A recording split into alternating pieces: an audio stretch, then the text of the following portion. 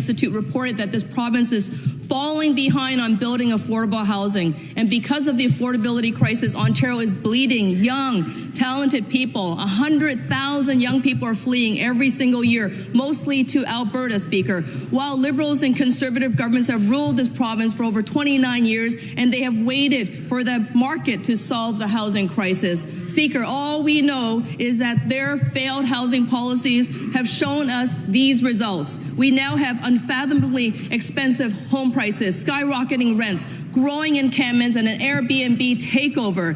Ontarians need this government to get back into the business of building affordable housing. It's the only way forward. While the Premier reverses the brain drain will the Premier reverse the brain drain by admitting that his housing plan is the slowest do-it-yourself project in Ontario history? Or does he think that a policy that's failed for decade after decade will magically start working now? Minister of Municipal Affairs and Housing. Thank you very much, Mr. Speaker. I don't know where the member has been, because when we started eliminating red tape and making it easier to get shovels in the ground, when we continued on the process of reducing costs, our housing starts were increasing to the highest level ever, Mr. Speaker. Our purpose-built rentals, highest level ever. It wasn't until interest rates started to increase, thanks to the policies of a federal government, Mr. Speaker, supported by a federal NDP, that caused high inflation and the highest interest rate increase in the shortest amount of time in the history of this country, that we started to see housing start declining across the province of Ontario. So we're going to double down on what we've been doing, Mr. Speaker. We're going to double down on reducing red tape and making it easier and faster to get shovels in the ground. We've told our municipalities the exact same thing, and they are coming on board, Speaker. When it comes to affordable housing, we have a national housing strategy that is going to be building thousands of homes across the province of Ontario.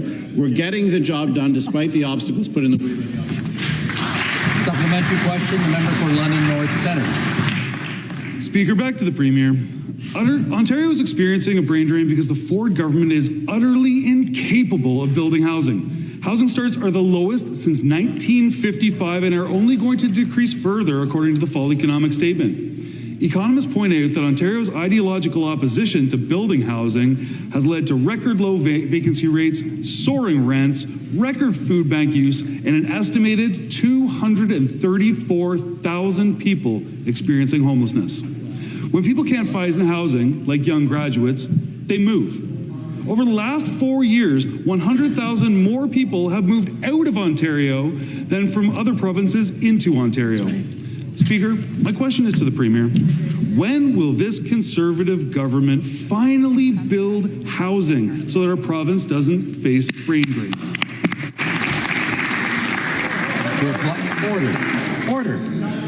Order. Member for Ottawa Centre, come to order. The Premier. Speaker, let me respond to the member from London Centre as he votes against every housing bill we have, against building houses. The NIMBYism in their ridings is unprecedented. Mr. Speaker, when we go out and we put out a bill to support housing, they vote against it. We saw the largest influx of immigration in the history of this country, with over 800,000 people showing up to our province. Mr. Speaker, let me remind the member, as they voted with the Liberals to chase 300,000 jobs out of our province, there's 850,000 people working today that weren't working last year. When we talk about the threat that we just received from the Americans, they voted against our nuclear fleet, our clean green energy. They voted against the critical minerals that we're selling to the U.S. They voted against the infrastructure, building highways, and they voted against building more homes. That